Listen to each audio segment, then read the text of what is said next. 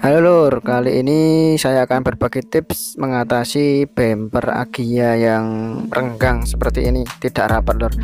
Bisa jadi karena terkena benturan atau goncangan ya Lur. Pastikan yang pertama kita cek dulu bracket bumpernya ini ada yang patah atau tidak.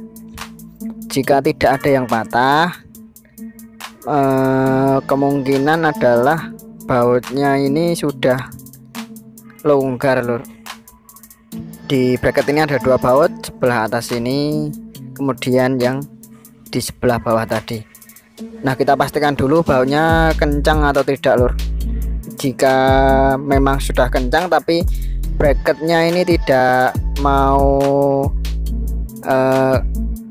rapat atau masih goyang-goyang, coba gantilah dengan baut yang lebih besar Lur, baut ulir, baut cacing yang lebih besar.